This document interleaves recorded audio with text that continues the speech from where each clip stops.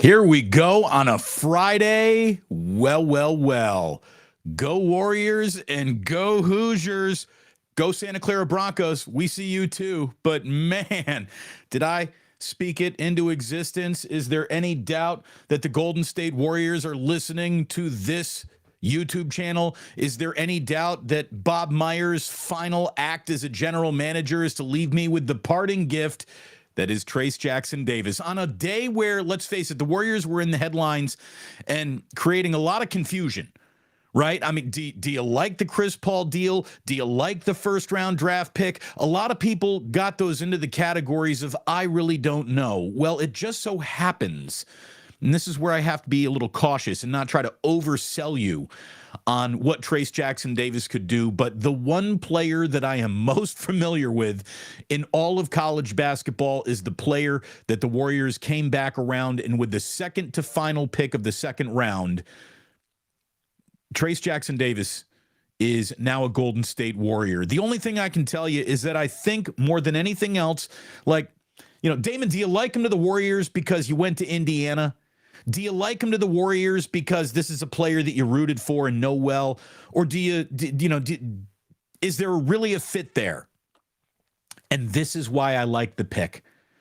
God, I wish I could bring you into my buddy's house when I would watch Indiana games and I would say things out loud like, I don't think Trayce Jackson-Davis could be a star on many NBA teams, but he could really help the Golden State Warriors.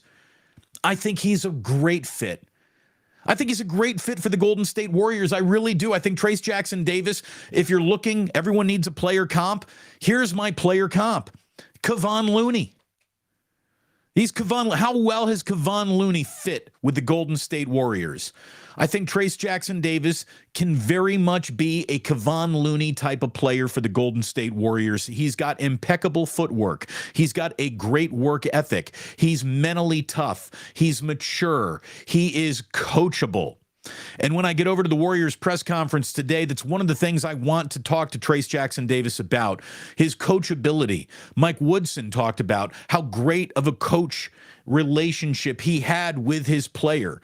That's something that obviously Steve Kerr didn't feel he had with some of the young players who either were on this team or, in Jonathan Kuminga's case, might still be on this team. It is a very interesting time, and Mike Dunleavy has done a lot to change the Golden State Warriors in a very short amount of time. By the way, I did get a text from Bob Myers, and, I joked, thanks for the parting gift, and he wrote back and just said, look, this was Mike Dunleavy. I liked Trayce Jackson-Davis. Mike Dunleavy pulled the trigger on this deal. And look, Trayce Jackson-Davis in the first round might have been a reach. The fact that he was the second to last pick in the second round suggests, yes, he would have been. I don't think Trayce Jackson-Davis could land in any situation and have NBA success. I do think the success presents itself to him by being a Golden State Warrior. He can pass out of the post, he can see the floor, he gets a rebound and starts a break better than any big man. And that's the thing, he's really not a big man. He is undersized for being a big man, which fits right into the Warriors' modus operandi. It really does.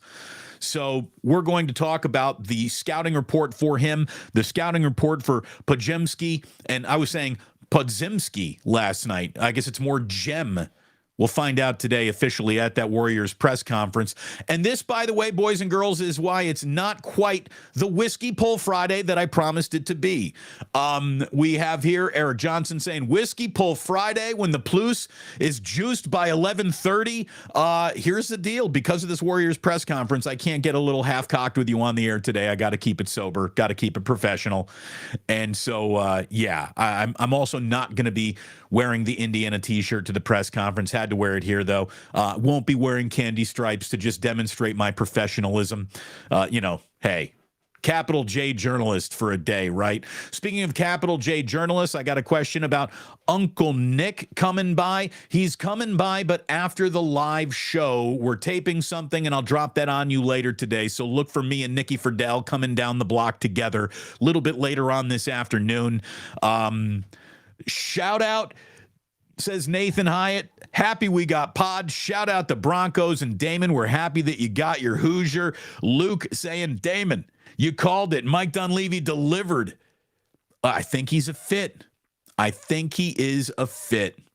My man Yosarian saying, I got the blacking and the dabs out for Club Plus. Yeah, well, again, you blacken it up, you dab it up, you go right ahead. I can't today. And thank you very much to Michelle, as always, saying, I got whiskey pull that would have been for my parents' 50th wedding anniversary. Mom didn't make it, but God bless. Here, you get it. You get the sip of the day for the anniversary that might have been, Michelle. Here we go with the sip of the day.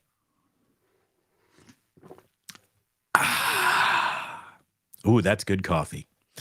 Anyways, great to see so many of you in the chat early. Again, more and more new names. Very good question here. By the way, it's Jillian with a G. Thank you, Chris. What's Jillian making for dinner when you invite Trace over? We'll figure that out. We're not there yet, but it's going to happen. It's not going to happen today. I'm not going to scare him away today, but it is going to happen. Again, True Blue forever. Where the hell is Cousin Nick? Cousin Nick is joining me a little bit later on. The video will get to you today. I can promise you that.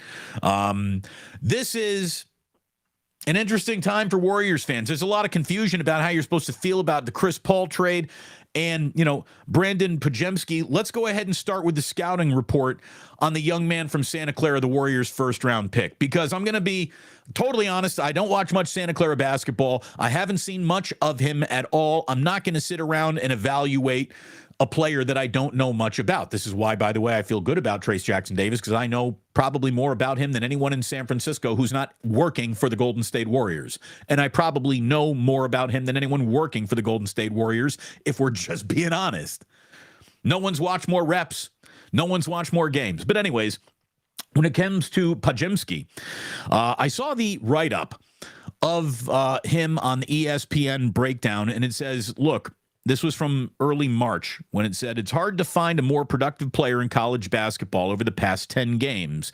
Podziemski is averaging an outstanding 24 points, 10 rebounds, and 4 assists and 1.5 steals while shooting 57% and from 57% from 2 and 48% from 3, which helped him win the co-WCC Player of the Year honors. Unfortunately for him, though, and NBA scouts, Podziemski was left out of the NCAA tournament with a loss in double overtime in the WCC tournament quarterfinals. So in his real chance to get to a main stage, we didn't get to see him.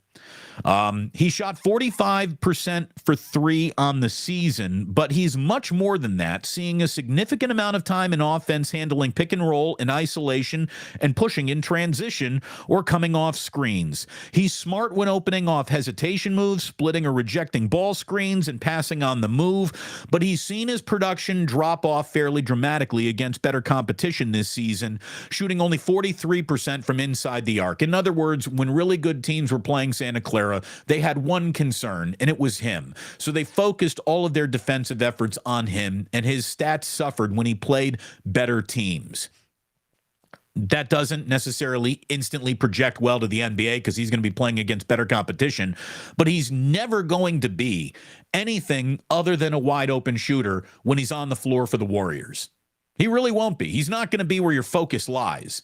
So, the one thing that I've garnered here from all that I've read and seen about this kid is what he lacks in all the physical measurables, the leaping ability, the foot speed, the pure size, the arm length, all the things that are measured in combines and are made probably too much of.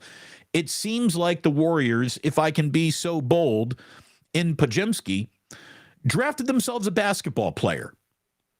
He might not meet the NBA standards of physicality in all of the measurables, but he's a basketball player. And that's got to matter at some point. At least that's what the Warriors are hoping matters. Podziemski had a highly successful pre-draft process that saw his stock rise considerably at both the NBA Combine and with private workouts. Podziemski fits the mold of playing guard many NBA teams are actively seeking, capable of playing on or off the ball, showing dynamic shooting with his feet set or pulling up off the dribble, having an excellent feel for the game, creating for teammates intelligently, moving to open shots on the floor, helping his team ball movement. There are concerns defensively, wingspan concerns, only 6'5", and average foot speed, but he's competitive, he's tough. And I tell you, when you read the Trayce Jackson-Davis scouting report, there's a lot of similarities in there. What Trayce Jackson-Davis lacks in what I'm calling, I've been asked a lot of times, why, if your boy is so good, did he nearly fall out of the draft altogether? Well, it's because Trayce Jackson-Davis is the opposite of what I would call raw talent.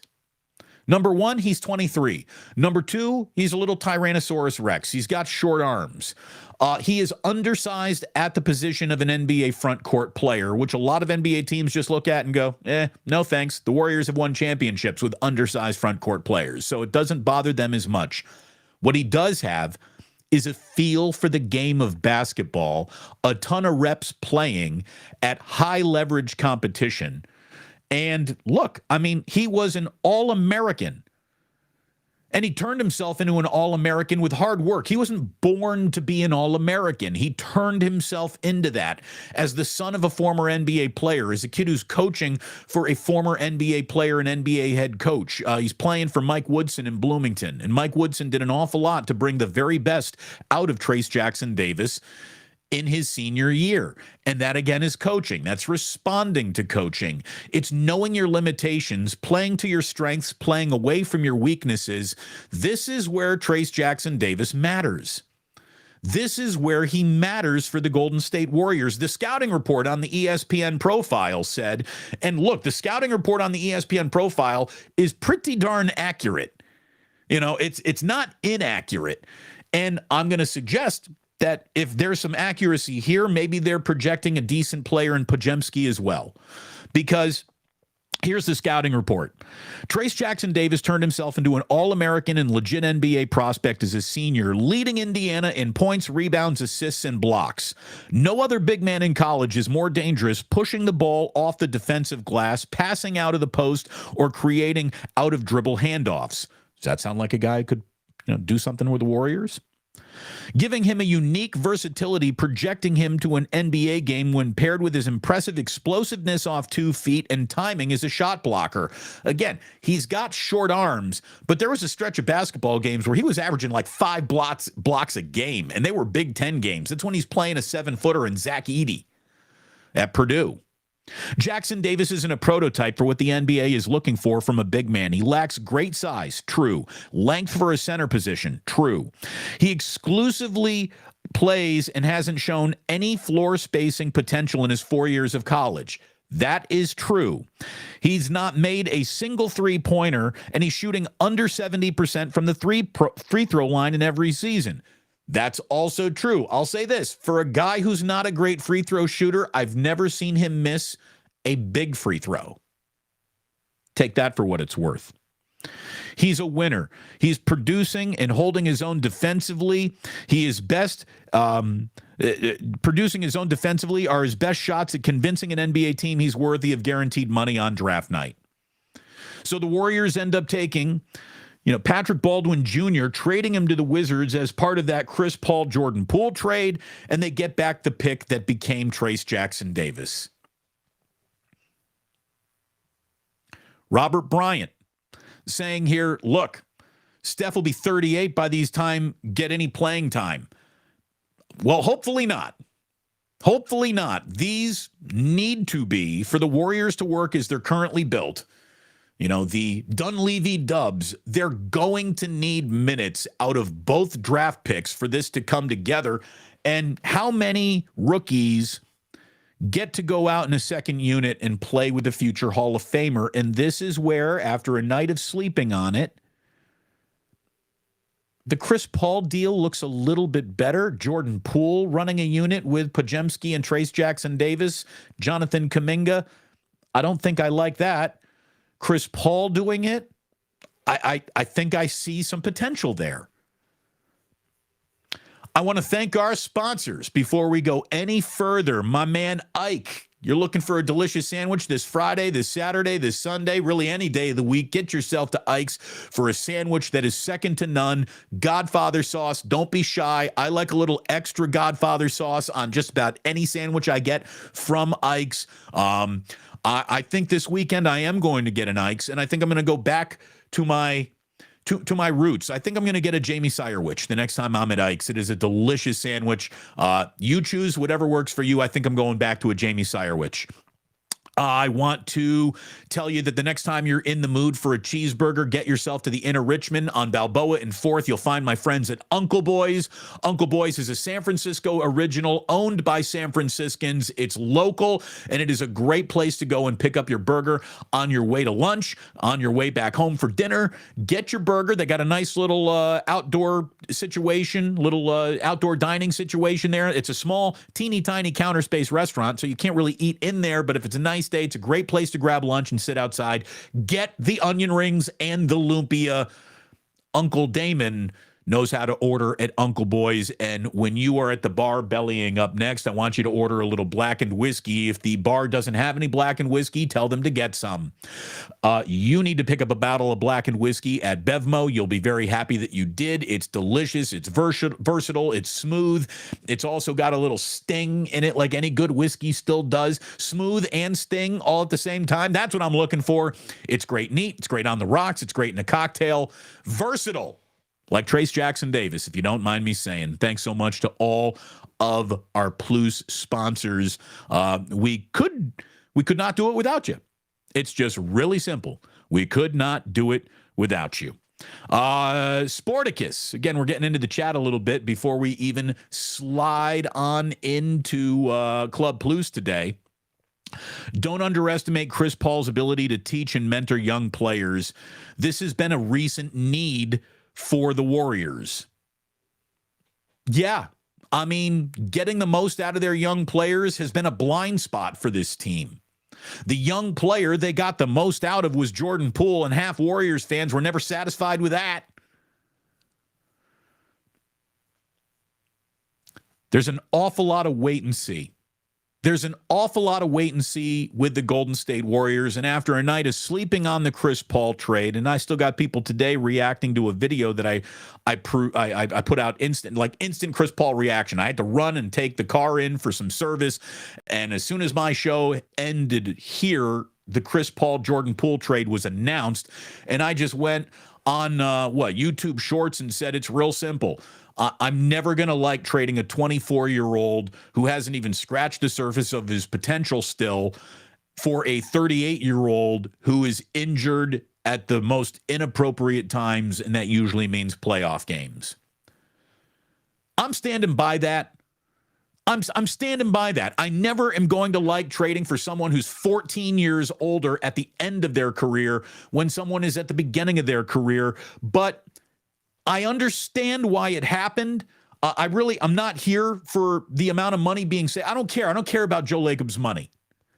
You know, what about the flexibility for the cap going forward? All right, that is a good element, but what is that flexibility going to turn into? The unknown? I don't know. So I can't evaluate what we don't know yet.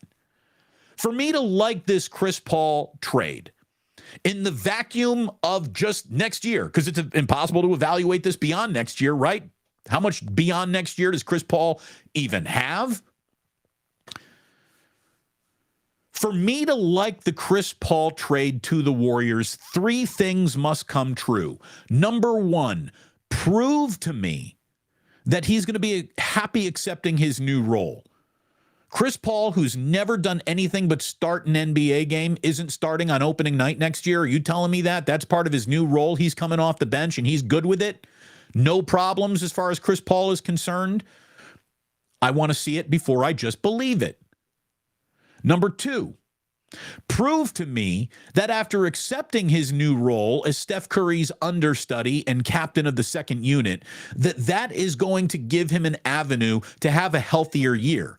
Again, I'm going to have to see Chris Paul not pull his hamstrings before I am not worried about him pulling his hamstrings. That's just the way I feel about it. So I'm going to need to see him accept the role. I'm going to need to see the new role create instant medical benefits for him. And number two, and this is where, again, one of the reasons why I really like the Trayce Jackson-Davis draft pick isn't just because he went to Indiana, we're all for you, but because I think he fits the Warriors' style of play. I think he is a piece that will plug in and fit with the Warriors. I don't know if Chris Paul will. I got to see it before I believe it. Chris Paul's Suns teams, not evaluating him on any other team than what he was just doing with the Phoenix Suns. When Chris Paul was a Phoenix Sun, those Suns teams were in the bottom third of the NBA in pace of play. The Warriors are number one in the NBA in pace of play. Chris Paul's modus operandi is slow it down, survey the floor, and pick you apart with great decisions. The Warriors' modus operandi is we're running past you and we are playing at a tempo that you're going to have trouble keeping up with. Can Chris Paul do that? Will there be a stylistic struggle between the stubborn Steve Kerr Warriors who want to play their way and Chris Paul, who has officially got to be at the age of you ain't teaching this dog any new tricks? Will it all fit? There's a lot of basketball IQ between Chris Paul and the Golden State Warriors. That is a wildly intelligent, knowing how to win combination. But will they mesh together? Is there going to be we're going to do it our way? No, we're going to do it my way. Well, you shouldn't have brought me in here unless you wanted to do it my way. So we're going to do it my way. Or I'm just going to acquiesce to your way. 19 years into my NBA career, I'm going to change the way I play to best fit you. I know what Chris Paul is to the NBA. What is Chris Paul going to be to the Golden State Warriors? These are legitimate questions in my mind.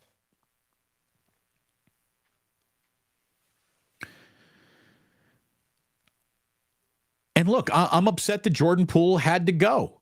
I like Jordan Poole more than most. I mean, I just have to accept that. Maybe you don't join me out here. I think that when it comes to developing NBA talent, it's a very difficult thing to do. It is not a linear, no setbacks projection. I don't look at a bad year of playoff production after a good year of playoff production as a reason to get divorced. But the money was involved. This, by the way, is money that the Warriors cornered themselves into paying him. You know, they didn't have to give him the deal that they did. So, you know, if you're angry about how Jordan Poole is about to be overpaid, be angry at the Warriors for giving him that contract.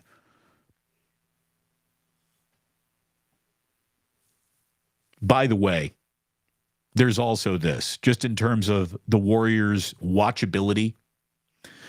There will be no more complaining about that call, bitching about every single thing a referee does or doesn't do than the Golden State Warriors. Between Draymond Green, if he does indeed return, and oh, by the way, Draymond needs to now re-sign with the Golden State Warriors, and if he doesn't, this whole thing is a fucking disaster. But Draymond Green and Chris Paul are going to have a who can be the bigger referee asshole competition on a nightly basis. These two guys lead the league in frowning, complaining, bitching, moaning. I'm already sick and tired of Chris Paul and Draymond Green bitching to the referees together on the same team. Referees hate the Golden State Warriors. They are going to hate next year's Golden State Warriors more than ever before. Trust me, that will happen.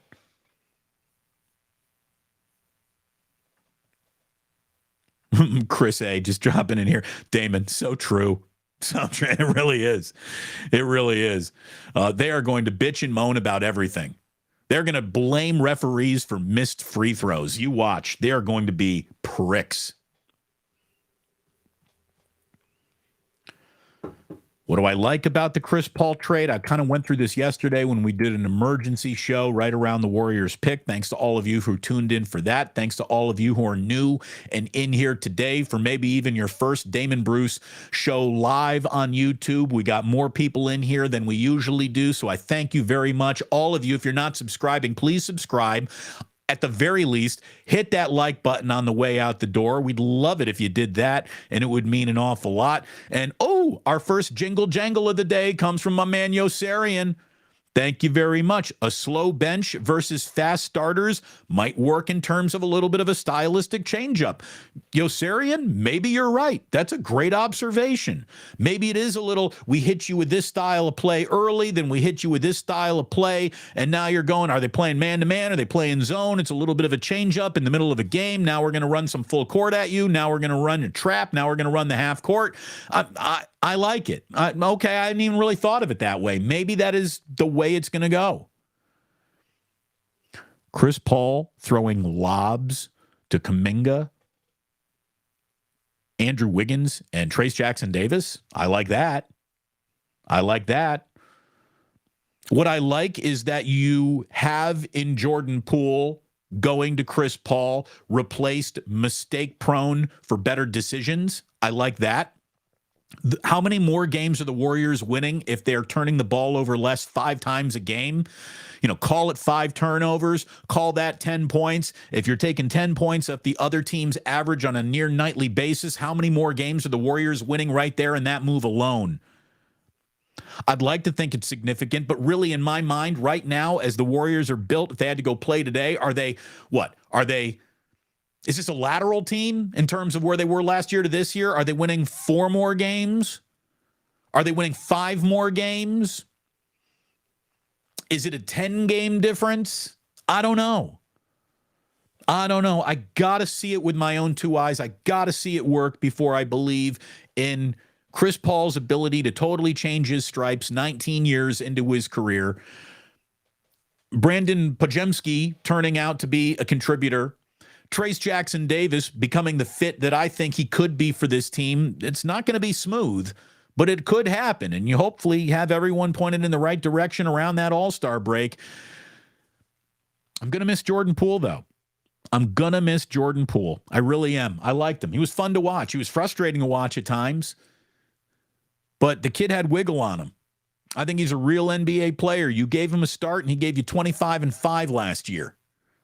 25 and 5 at the age of 24, that to me is hard to walk away from at any price.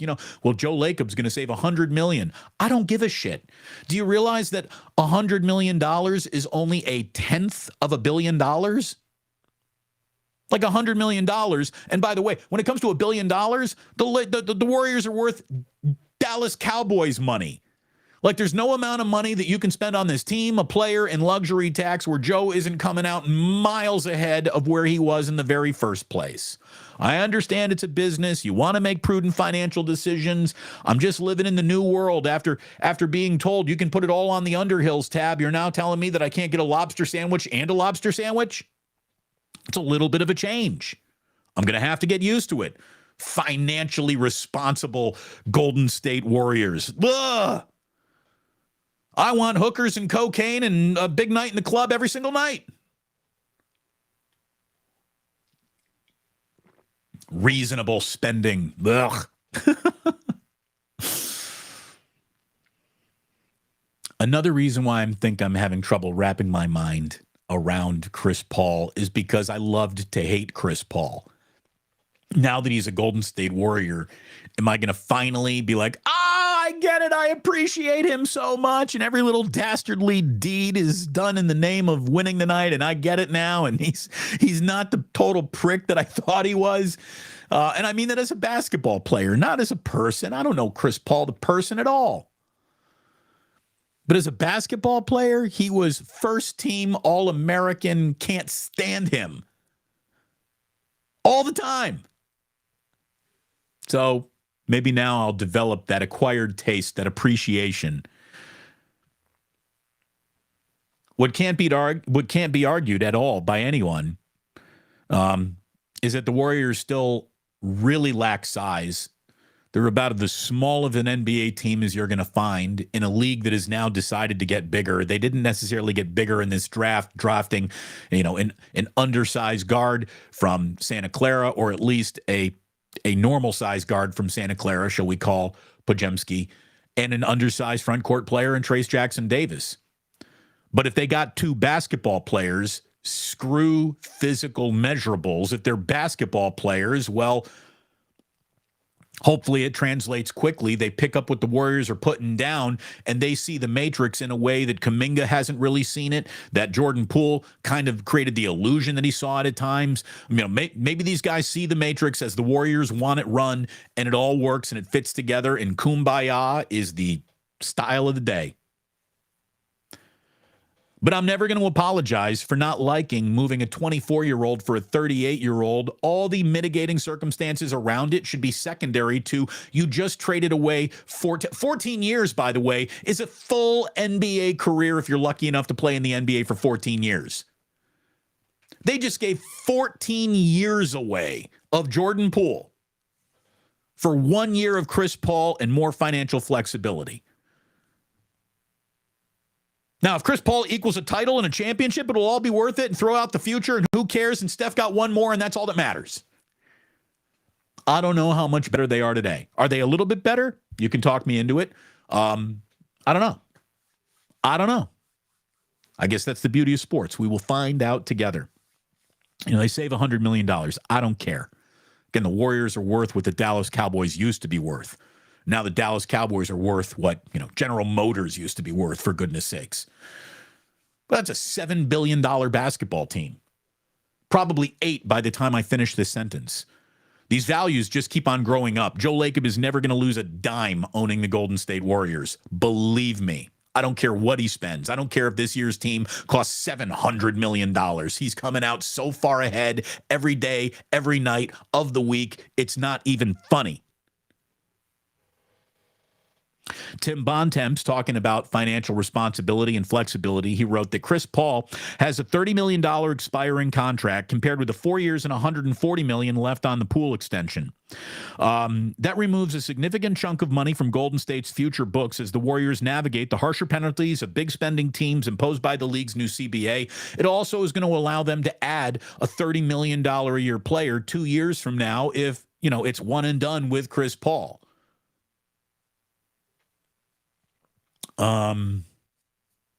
It's, again, we got a long way to go before basketball starts, but I'm already ready to go for next basketball season. I really am. I'm looking forward to it.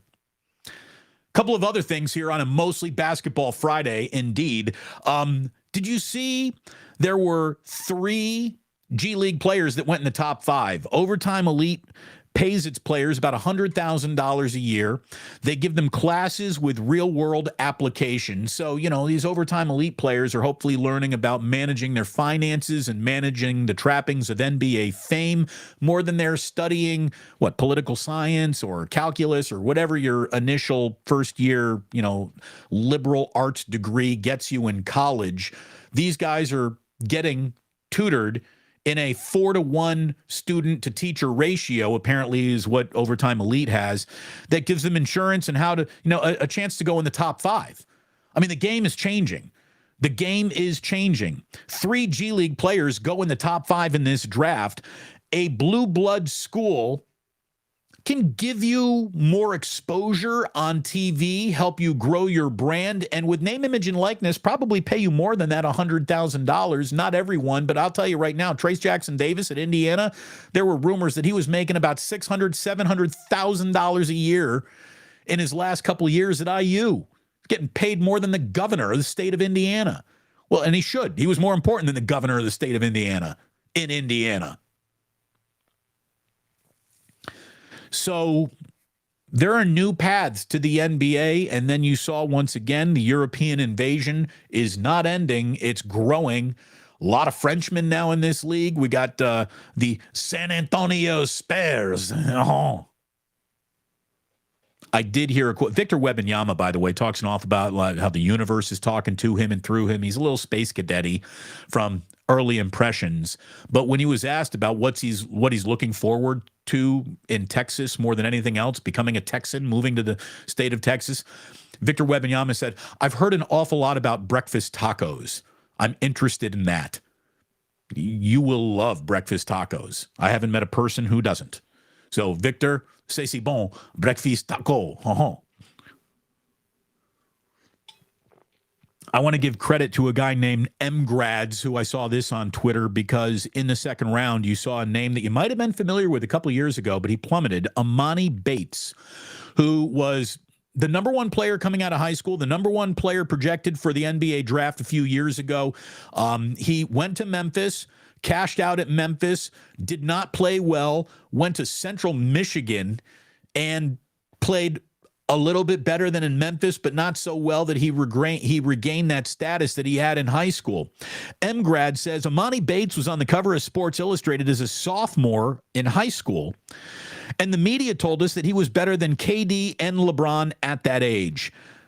He falls into the second round yesterday, and the media and scouts, who told us that he was next, the number one pick in the draft, are now just lining up to slander him. The same people who propped him up are the same people who are now telling you he's a big disappointment. Well, he's a big disappointment because of the expectations that media created for a sophomore in high school. And that's a shame. Here's the deal. Oh, the shame of falling into the second round of the NBA draft. I'm going to tell you right now, there's no one you ever worked with, no matter where you work, who's got more talent to do the job that might be in front of them than an NBA second round pick. Do you know how remarkable of a basketball player you need to be a second round pick in the NBA? You have to be extraordinary, among the best 50 players in the world to be drafted by an NBA team in the first or second round. 60. But you got to be remarkable. And if it doesn't work out, and the NBA takes remarkable basketball talent, chews it up and spits it out all the time. All the time. In the entire draft of last night, if 15 of those guys, if 15 to 20 of the 60-plus players who were drafted last night go on to sign a third NBA contract, and you're asking me, well, what is NBA success? Well, NBA success can be interpreted or measured in a lot of different ways. Were you an all-star? Did you win a ring? Did you win a championship? Were you a contributor? Were you a starter? Were you a role player? How many years did you bounce around the league? For me, there is no arguing with the amount of NBA success that you have had in one way or another, to whatever varying degree it would be, if you're signing a third contract. If 20 guys drafted in Thursday night's draft go on to sign a third contract, it'll feel like a lot, right? This league takes talented basketball players and chases them to Turkey and Greece and all the time. China, all the time. Half the time, our expectations are out of whack because the media tries to sell you something that might not have been there in the first place. I've seen a few people accuse me of, well, Damon, you're so excited about Trayce Jackson-Davis because you're just an Indiana guy and you're thrilled that an Indiana guy is a Hoosier, is now a Warrior. Have you ever heard me talk about a collection of Hoosiers that, you got to draft this guy, got to draft that guy, got to draft this guy? I'm not that guy. I'm not trying to set unrealistic expectations. And now I'm almost feeling a little bit guilty that I've oversold Trayce Jackson-Davis, and everyone's going to need to exercise patience on him too. But I think he fits. And you don't hear me talking about how, this kid from Indiana is going to fit no matter what. You don't hear me talking like this. You've been listening to me for the better part of 20 years, and you haven't heard me talking all crazy about what the next Hoosier is about to be. But I told you about this guy. And I really did think in the NBA, he doesn't fit anyone. But boy, does he fit the Golden State Warriors. I hope I'm right about that. Broomhilda did not dine in San Francisco yesterday afternoon, but the Padres certainly feasted in their series finale. They snapped the Giants' 10-game winning streak with a 10-0 San Diego win. Well, lick your wounds and get back out on the field, because here come the first-place Diamondbacks for a weekend series at Zach Davies against Logan Webb tonight. It is a 7:15 start. The Giants are 3.5 back of Arizona heading into the weekend. The A's are at the Blue Jays, and they can say hello to Brandin Belt for the Bay Area. They can also say hello to their old pal Chris Bassett, who they'll be facing today as Toronto's starting pitcher. The A's have lost 8 in a row. Got Rob Manfred over in London talking his bullshit and just basically lying about the A's, how much they really tried to get a stadium deal done in Oakland and how Oakland was the problem. I'm not saying Oakland wasn't part of the problem, but Oakland wasn't nearly putting up the walls of not getting a stadium deal done like John Fisher was building. He went out of his way to not get the deal done, and he didn't. And Rob Manfred is in London selling lies to a media that doesn't know enough about it to ask the right follow-up questions. And all I can say on a Friday afternoon is fuck that guy.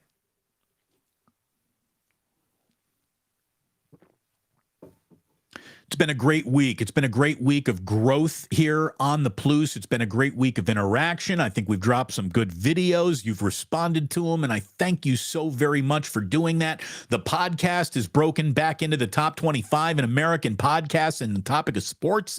I appreciate that. That is you wanting me talking about the breaking news when it happens, and no one gives it to you better. At least I feel that way about it. Thank you for feeling that way about it as well. It's been a pleasure having you here. Stay tuned a little bit this afternoon. Watch this space. Hit that like button. Click subscribe. A conversation with Nick Friedel is coming up. My reaction to the introductory press conference is coming up. Some little nuggets will be dropping over the weekend, and then we'll be right back here live Monday at 11 for another Damon Bruce show on Damon Bruce Plus. Thank you so very much. We're about to go into Club Plus. In the meantime, though, thank you for listening. Let me remind you that sports don't build character, they reveal it. And like that, he's gone. I gotta reach this and plug. There we go. Oh, hold on, wait, I gotta turn this big light off too. That's why it's a little lit funny here today. Da da da da da da da da da. Here we go. This is as close as we're going to get to a whiskey pull Friday. We pull out the blackened sign because Daddy's got to stay sober and go to work. Again, thank you, Usarian, for the jingle jangle. Really appreciate that. We are picking up where we left off right here. Sporticus says, Damon, Chris Paul will add control to an often out-of-control Warriors team. Fast versus slow pace of play are not mutually exclusive. A combination is the answer. There's wisdom in Sporticus.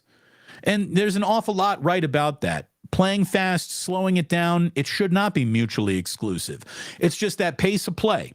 Pace of play, though, is something that who is going to make the other bow to their pace? The Warriors are going to either pull Chris Paul into being a faster team, or Chris Paul is going to pull them into being a little bit of a slower team. And maybe that is going to eliminate some sloppiness, some turnovers, and make them more efficient. If the Warriors become more efficient, they're winning more games.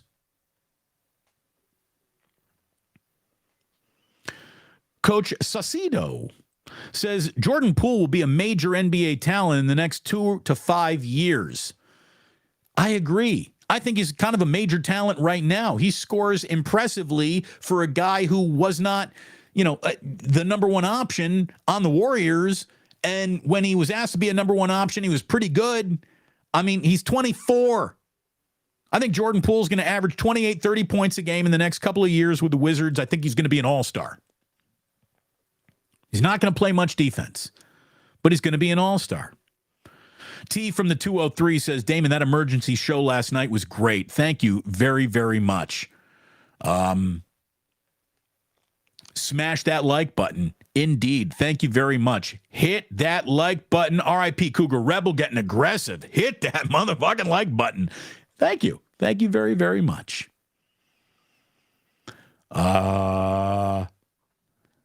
Damon, who's your favorite Big Ten marching band? Indiana Marching 100, with crazy respect to Ohio State's best damn band in the land, too. Ohio State's got a great marching band. Script Ohio is still fantastic. I can't. How about this? If you're telling me Script Ohio is going to be on TV at 2 o'clock this afternoon, if I can't watch it live, I will set my DVR to record it. Script Ohio is still freaking awesome, and I hate Ohio State. What do we got? Chris A says Lob City.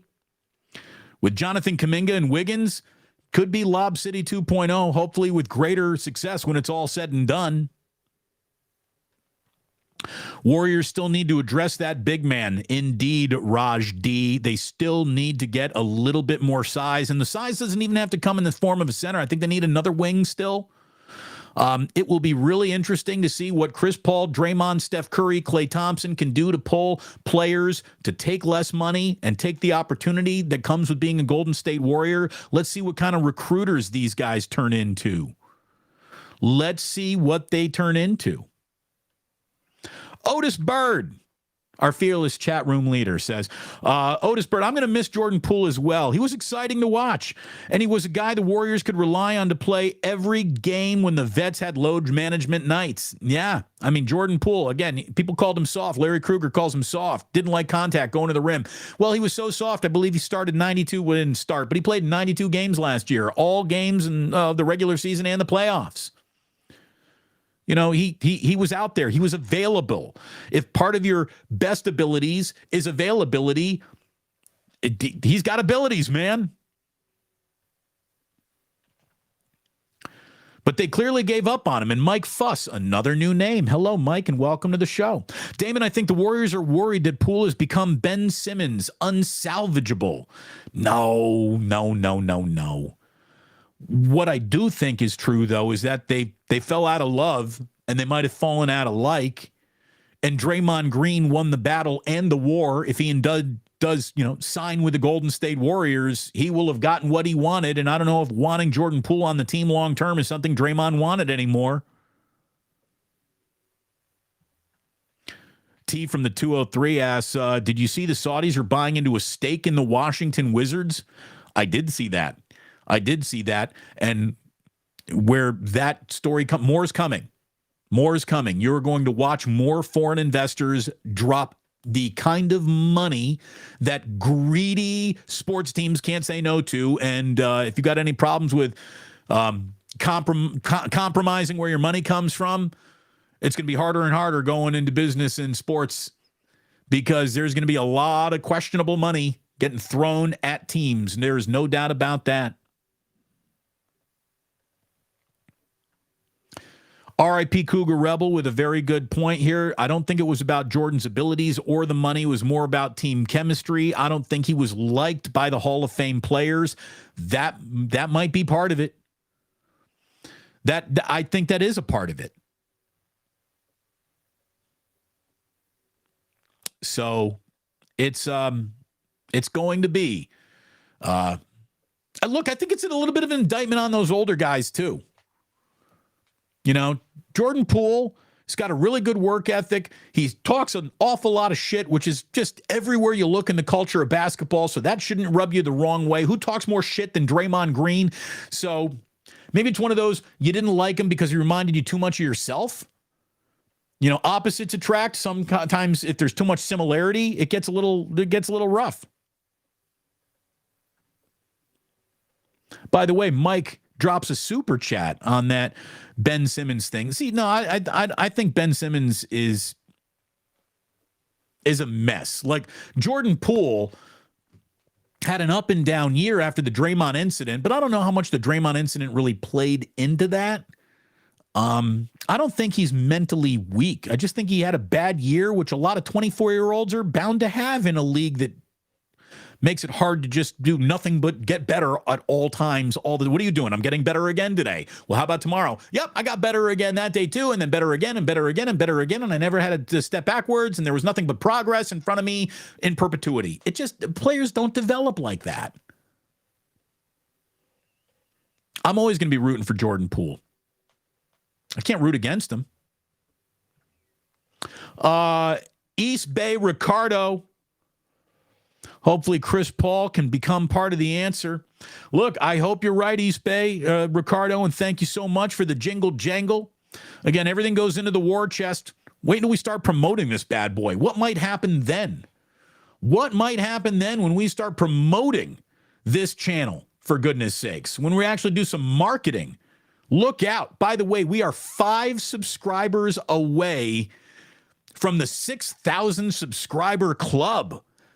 Make Damon happy on a Friday, mid-morning, afternoon. You go ahead. Get me to 6,000 today.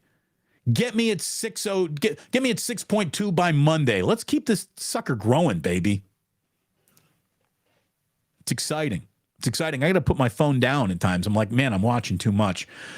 Steve P says, Damon, what about Shohei Ohtani? Shohei, oi, oi, oi. Indeed. Wait, I can meet you there.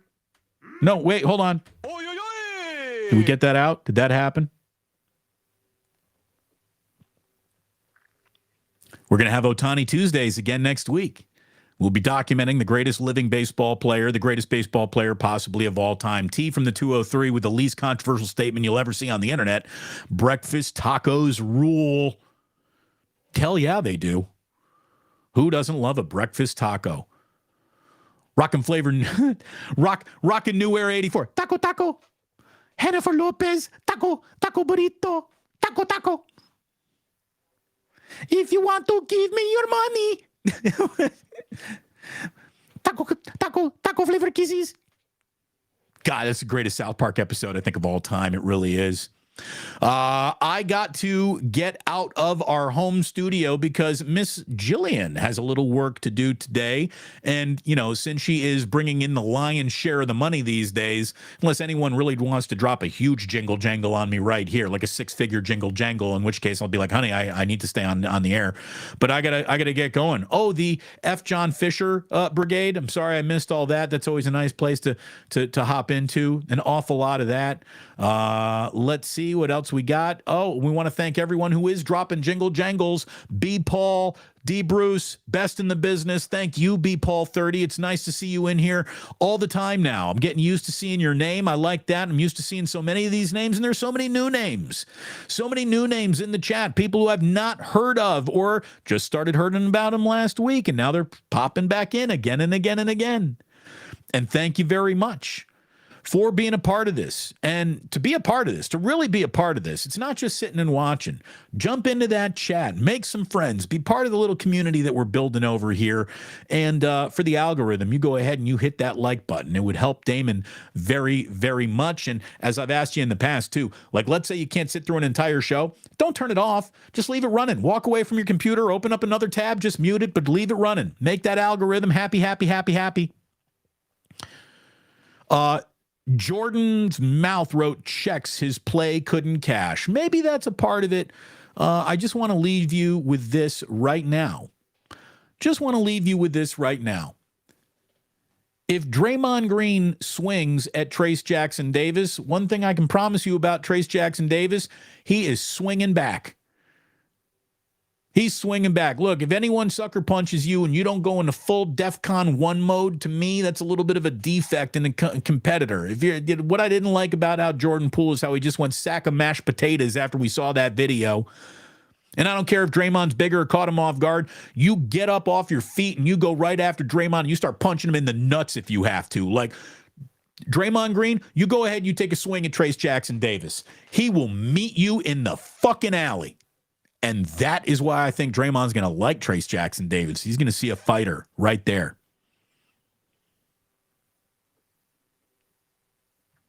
Cartman. Oh, Ben. Bandit, MD11. I don't think I've seen you in here before, so Bandit, thank you very much. Oh, Ben. Taco flavor kisses. Oh, boy.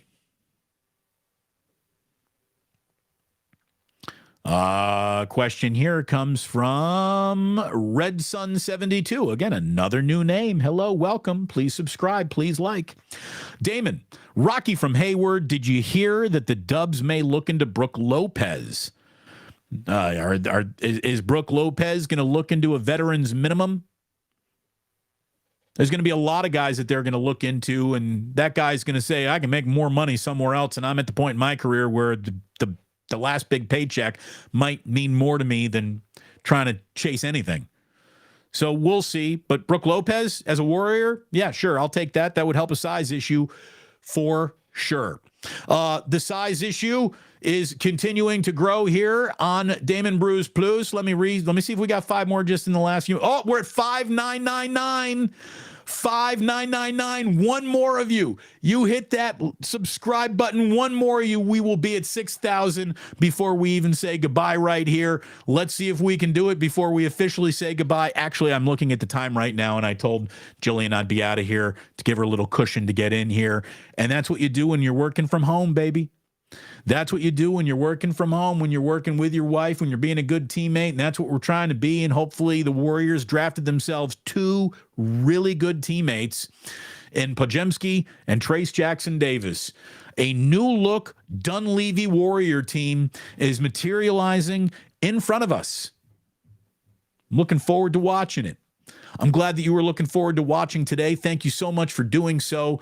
And I got a boogie. Thanks so much. Honey, you want to say goodbye to everyone before we go? Come on in. Hi, everybody. Happy Friday. There you go. That woman's got to get to work. She's paying for things these days. So I just say, yes, honey, the CEO of the Plus needs the room. So we're going to give it to her when the CEO is done. I'm going to do a little something with Nick Friedel. I'm going to run over to that Warriors press conference. More content coming to Damon Bruce Plus right around the corner. By the way, honey, let's see if we got there. We're at 5,999. Let me hit refresh. Did we get there? Oh, not yet. 5,999. Just need one more subscriber right now. One more before we get up. There it is. 6,000. Hey. Oh, there it is. All right. Thank you, everybody. Sweet. Maybe I get a little action tonight. You know what I mean? Don't go that far. Don't go that far. In that case, Club Plus is definitely closed down. Thank you very much for tuning in. And remember, you don't have to go home, but you can't stay here.